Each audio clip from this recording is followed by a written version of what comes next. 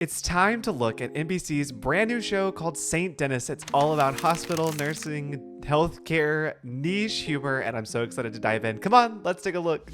If you are going to use it again, as a nurse, I have access to some really good stuff, and I will hook you up, okay? Yeah, let's do that. No, man! That was a test! See? That's what you can't do. Give me your stuff. Let me get you checked. Okay, so this is really true for nurses. I feel like we have a certain level of nurse humor. A lot of people in healthcare do, because you may come encounter with the same patients again and you become really familiar with them. And so you're just able to kind of joke around really loosely with the patient. I actually got worried there for a second. I was like, wait, no, we can't do that. But that is very funny nursing humor there for you. So I became an RN, and I love it. You know, it's not always glamorous, and our patients don't always appreciate us. And the pay's not great. I mean, considering the amount of work and the risks that we take. But every now and then a moment comes along where you truly change someone's life. And that's beautiful. Okay. Mr. Flynn.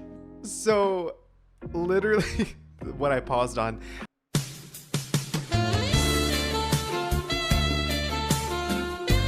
Literally, this is the life of a nurse. We all have some kind of unique story as to why we wanted to go into this. And a lot of the times it's rooted in such a beautiful story. Like, we'll have someone else in our family that was a nurse. We're really inspired by the profession of nursing, and that we really get to be a healing hand to patients. And at the same time, we have a lot of, parts of the job that can be very tiring and can get old, but we still wake up and do it. Like, we love it. It's just really funny that they're showing a lot of those niche level things that are a part of nursing, and that a lot of people, I feel like, sometimes forget about.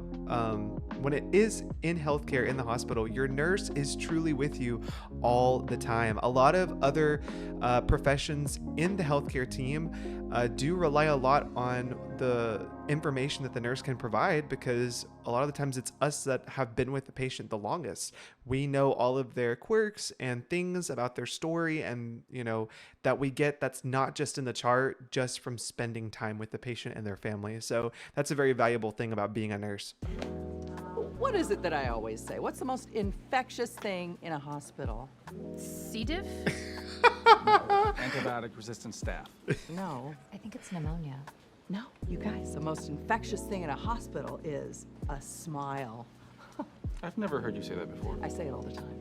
We have a new Oh, foreigner this starting is today. so true. A lot of the times hospital administrators will be pushing that kind of vibe on the rest of the staff, because a lot of the times staff are very tired. They do a lot of hard work, and hospital administrators will come in and will, albeit some will do their best to try and bring cheer to all, but sometimes it can kind of miss the mark a little bit, because what they're focused on and what the staff is focused on are two completely different things. And a lot of the times those can clash together. A lot of hospital administrators are focused on all of the safety, the rules, the things that credit the hospital, whereas the staff is more focused on, gotta make sure that my patient's okay and safe, and making sure that I do the right thing. So it's really interesting that I feel like the show is going to get into that dynamic a lot, and we're going to see a lot of clash between administration and staff, and I'm so interested to see how that's portrayed in a show like this. I was born in a really religious community that doesn't believe in medicine, so when I told my parents I wanted to be a nurse, my dad was not happy, He was like, why can't you be more like your cousin Wyatt, He listens. Unfortunately, Wyatt passed away last year. Strep throat. This is Okay, so that's actually something that I learned in nursing school that really blew me away and shocked me, because I did not know this, was that strep throat that goes untreated can result into endocarditis, which is an infection in your heart valve, because your mouth and oral care is directly linked to your heart. Intervention is needed. And that's why it's always important to check out your local healthcare provider, whoever you see, to make sure that when you are sick, they can take care of you promptly and not delaying your care. It's always best practice to get care as early as possible. Well, I just examined a patient with heart murmur. That took about 2 minutes. Now I'm going to spend 40 minutes filling out electronic health records. Oh. That's a party. Dr. Ron? Okay. Another nuance with healthcare. We spend so much time charting. Everybody. We all have so much to chart when it comes to patient care. And even the most simplistic thing, I don't think a lot of people know this, but even the most simplistic thing is to be charted. Like, it could be as simple as I helped a patient brush their teeth. There is a section on there in the charting system, depending on which one you use, that I can go and click that I have performed. I brushed their teeth. I applied mouth moisturizer. I used this kind of swab. I mean, it gets down to the very specifics, and it has to, just because of the nature of the job, but you can pretty much find that everyone agrees that charting is one of like the parts that we dislike the most. No. The whole system just went down. Did we just lose everything? It's all right, don't panic. I can still Oh, say this. no. It's kind of what I do. Here we go. All right, come on, stay with me. Stay with me. I'm kidding. I'm kidding. It's dead. It's gone.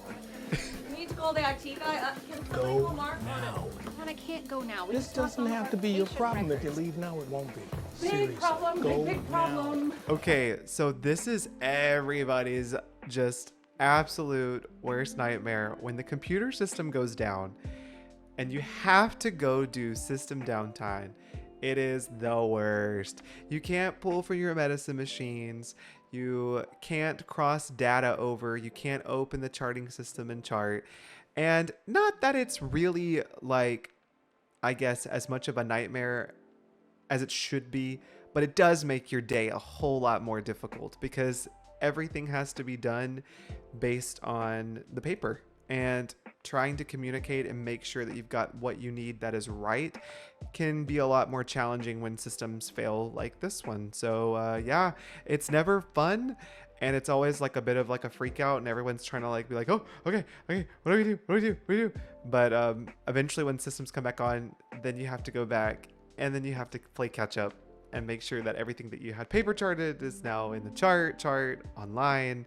And so it's just never fun.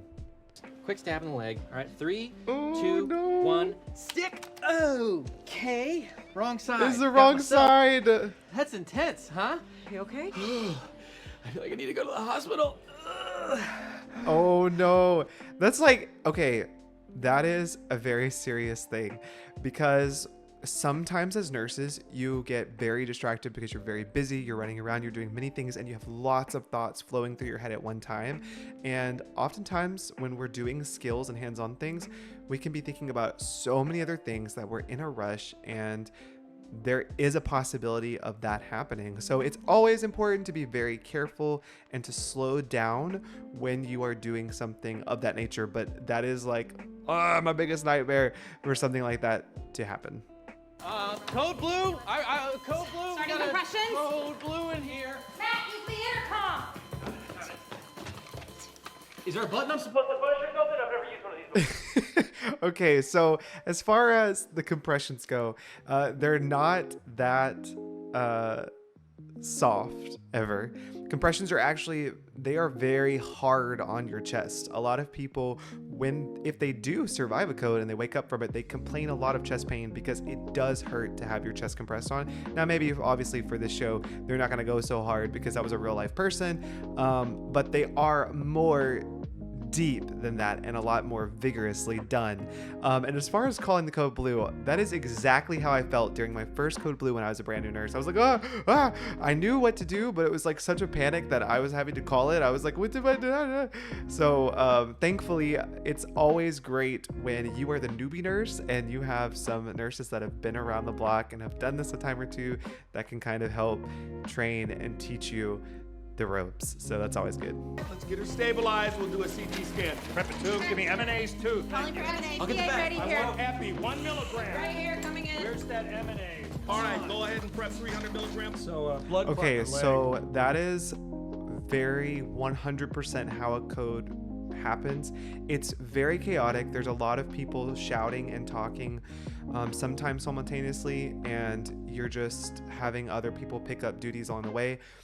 You try and strive for codes to be very smooth and organized, and some that I have been in have been, but sometimes, depending on the situation, it may be more chaotic like this. You've got a lot of people doing hands-on things all at one time, doing medication, doing compressions, doing the bag valve that you saw in the show where they're like squeezing the bag for breaths, to deliver breaths, putting IVs in sometimes. Lots of things can be happening. So this is actually a very accurate depiction of maybe the kind of the quickness that has to happen when someone's responding to a very urgent situation like this. They told me that you're the one that saved my Lori. Oh, your wife. Yes.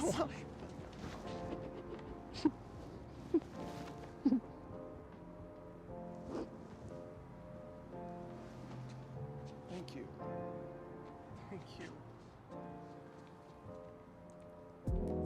And that is truly what it's all about. I'll never forget, in the first 6 months, I was a brand new nurse, and I had a very similar situation just like this, where I was embraced by a family member, and I almost just like didn't know how to accept it. Just like this scene, you just kind of like, you're not expecting it, and